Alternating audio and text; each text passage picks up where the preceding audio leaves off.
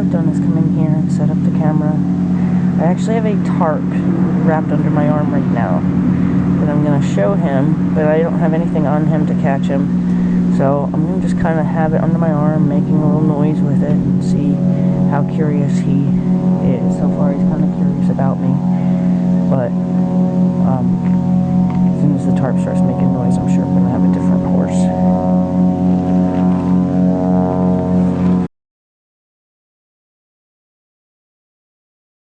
So the background noise on this video was just horrible. So I've decided I'm just going to do a voiceover on the whole thing. I'm going to watch it as a first-time viewer as well. I have not seen this video in probably 10 years. I'm going to recite what I'm seeing as I'm seeing it. So what I'm doing here is I'm turning my back to take the pressure of me away, which will allow Dante to just become curious about the thing I'm holding. I love how brave he is. I love how curious he is and how willing he is to try to override his fear and come and maybe check out that tarp. I don't have a line on him. He was, I think this is my third or fourth visit with him, and he was carrying around like a piece of rope so that we could get a hold of him. He's still not fully catchable, so when he's loose like this, sometimes it's just better to see what he can do on his own. So here I am just trying to nurture his bravery, trying to nurture his curiosity, and allow him to explore me without seeming to feel any pressure from me. Him coming behind me is also his way of making sure that he turns off any pressure that even the side of me, I love this, even the side of me could create. So he should do what I call the bird.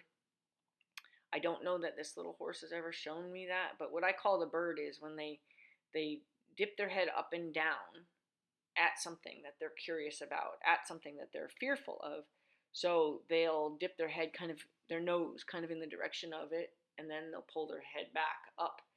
And they do that, I think, now this is me just assuming what I know about horses, is to see if there's any energy coming off of it where they can feel it with their nose, with their whiskers.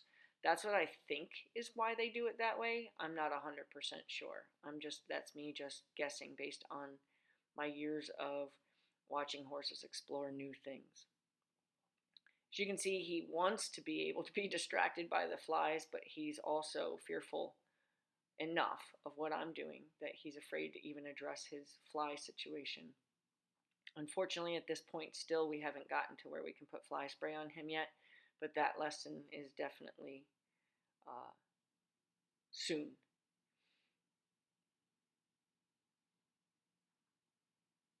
So now, because he's been spending so much time up on that fence line, I've kind of given him a situation where he has to go possibly where he would be most safe in his own mind. Like, okay, I've been safe up on this fence line, so now I've just kind of put an interruption in his kind of safe space.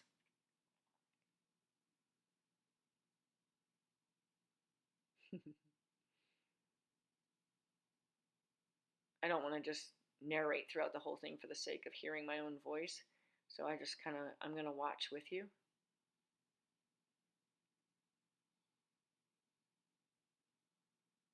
So now I moved out of what he considers a safe space. It looks like I'm about to open it up a little bit. But because he took those steps towards me, I opted to stop messing with it.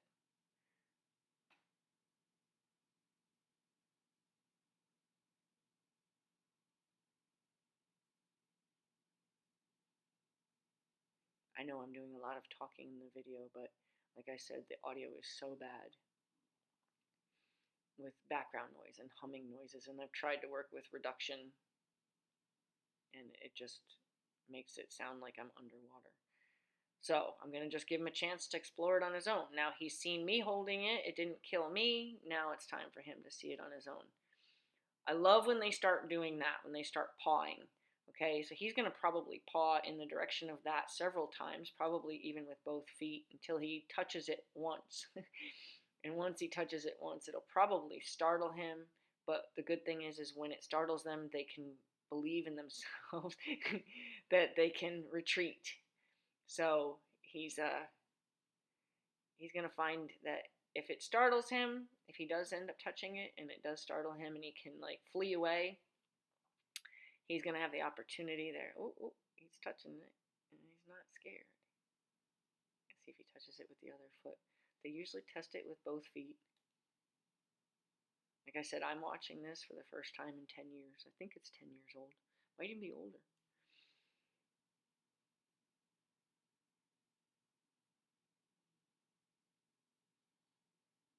I can't wait to get fly spray on him. I hate watching them suffer.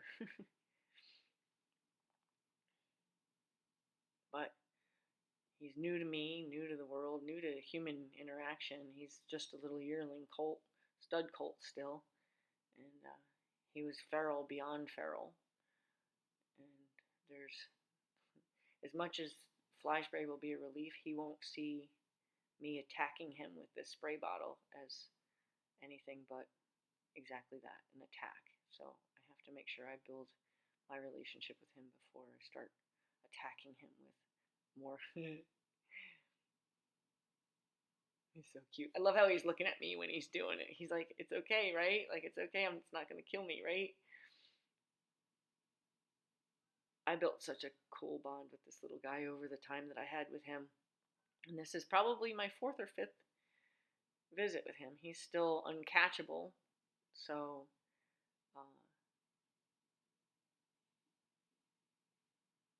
definitely still very in the beginning.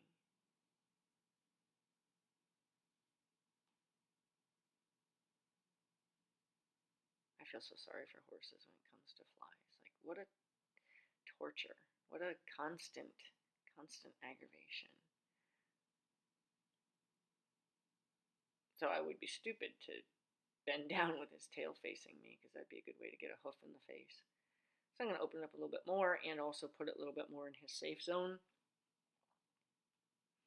but not so much so where he can't get away from it. He's even going to try to pick it up with his mouth. Now that could result in a pretty scary experience, but look at him looking at me like, it's okay, right? I wouldn't even be surprised if he starts pawing again at it, like, it's okay, right? I'm sure I'm telling him, try it, look at it.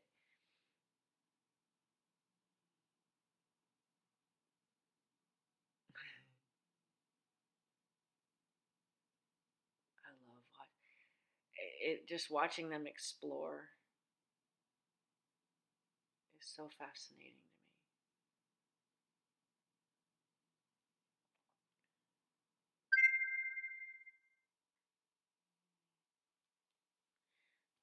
We're going to want to turn that off,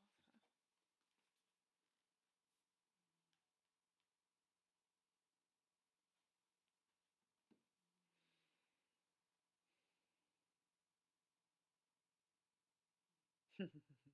I love, he's doing it like flat-footed too, which is really kind of cute. Like, he's willing to touch it with even his heel. Usually, they'll dig with their toe. He's like full flat-footed. Oh, look.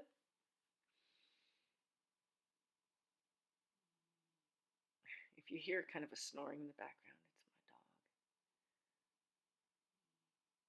I'd rather listen to my dog than the hum of all the background noise on this video.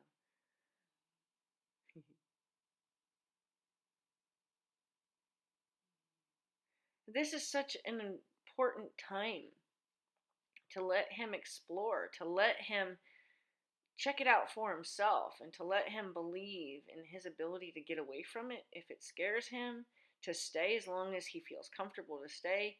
But if I had him on a line, I could be potentially forcing him to override his desire to leave, and it would be breaking my trust with him.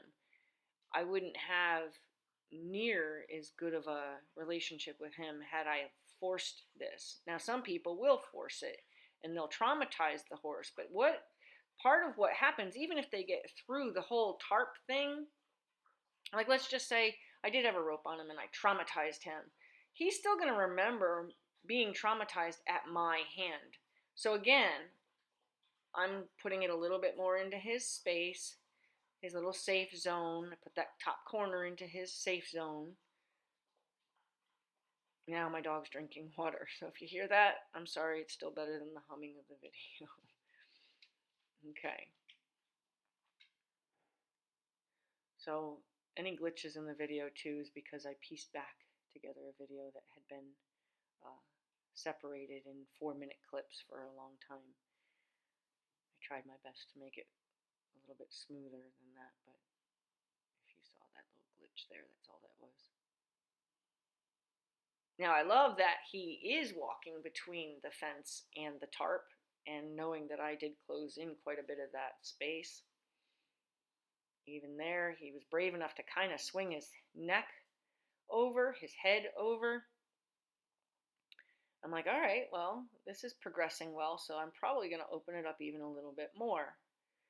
I'm not going to hold them back. Anytime that they show bravery, I'm going to allow that, obviously. But see, when he lost kind of interest, when he started looking somewhere else, I'm like, all right, well, you've lost interest, so it's clearly not stimulating enough. Let's see if we can't open this up and create more of a stimulation. I'm stomping on it on purpose, making noise with it. I'm shaking it to make noise with it. I'm stomping on it to get the air out of it and make noise on it. I'm going to keep stomping on it so he can keep hearing me. Look at the flies.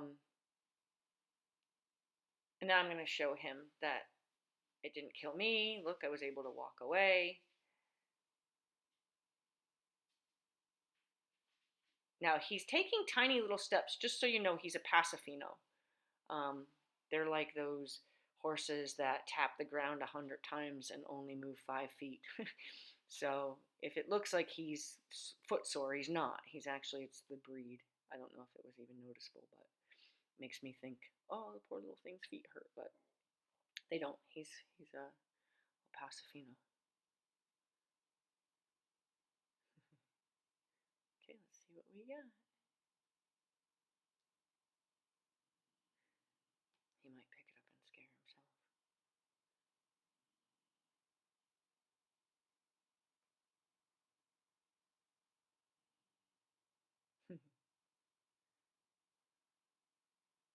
As long as he's exploring it, I'm going to leave him alone. Like if he suddenly lost interest, we started walking over to the water tub or whatever that is, maybe a food thing, I would then interact with the tarp again to draw his attention back to it, as well as making it like make noise again, make it scary again, just to kind of bring his attention back to, ooh, I think we have a foot on it. Boring as this is, I am certain that it is boring, but if you are looking to help a young horse or any horse explore a tarp, do not plan on it being only like a 20-minute session. You need to, okay, so this is a little scary. Good.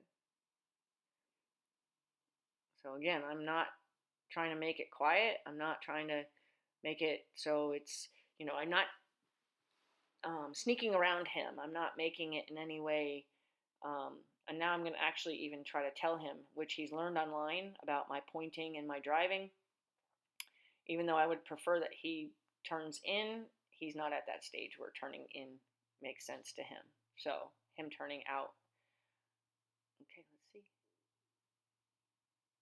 I'm going to just say, no, I need you to try that again. So I put pressure on him when he quits. He's allowed to leave as he feels he's allowed to leave, but now I've kind of stopped him and said, come on, give it a try. You've been so brave up to now. Now I take the pressure off, allow him, see, so the pressure's only when he's not doing, there. I should take the pressure off again. I'll put the pressure back on when he's taking his interest away.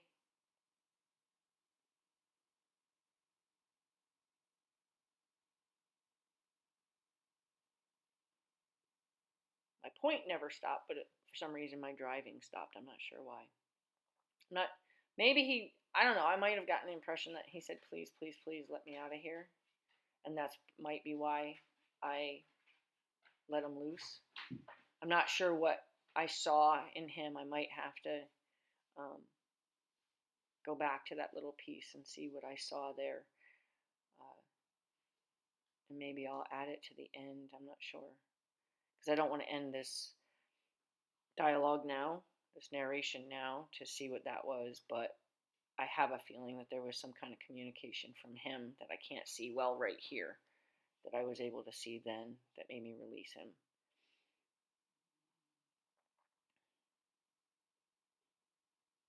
Now, because he's been so willing to be over in that other line of fence, I wouldn't be surprised.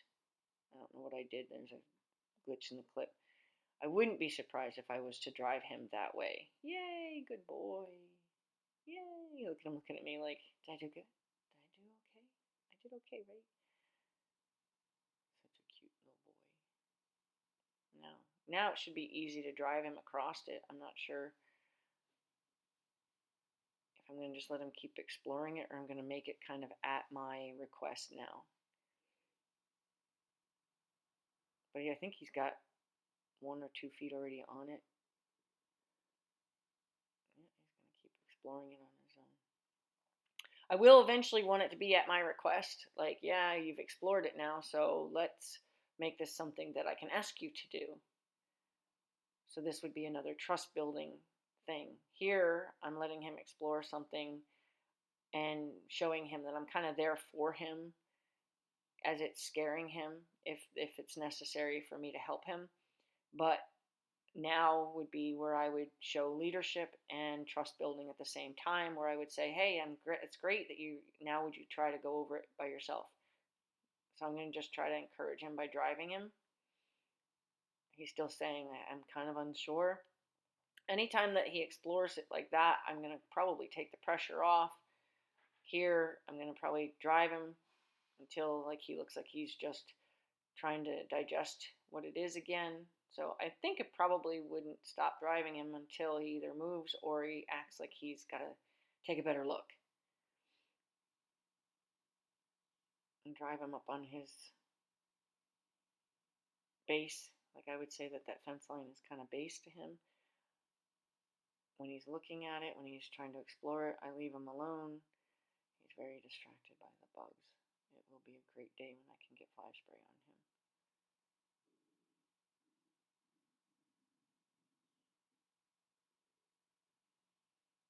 him. So he put a hind foot close to it. That's a good sign. So it's like anytime you watch them like learning to get into a trailer, when they're finally willing to put a hind foot on it, now you're golden. So when he was willing to try to bring a hind foot close to it, that's an indication of where he's at in his bravery. So this shouldn't be so hard to drive him across now. Let's see. Of course, I don't want him to run across, but I'm going to see what we get here. I have no control. Oop. Good boy.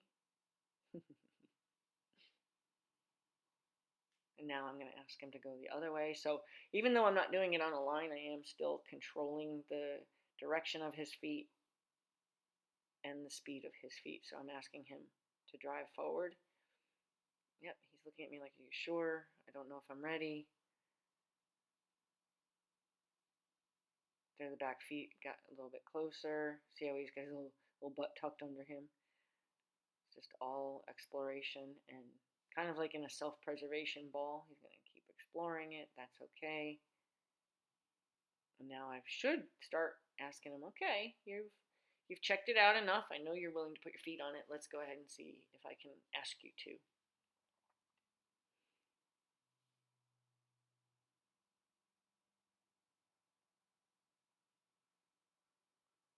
In a little bit of time that I did work with him online, he should have a go cue. When it looks like he's going to take the right direction, I stop my pressure. When he gives up and takes that step back, I put my pressure back on. I'm just going to keep offering pressure. I'm not trying to get any louder or more obnoxious. I'm not going to make it harder on him. I'm just going to tell him, look, you need to, when he makes an effort forward, I stop my pressure. If he were to back up or lose interest, I would start my pressure again. So there, I feel he's lost interest. Yep, there we go. Now I am going to turn up the volume of my request, so I'm clapping my hands here. There we go. And then I'm going to back away. Yay! Such a good little boy. Such a good little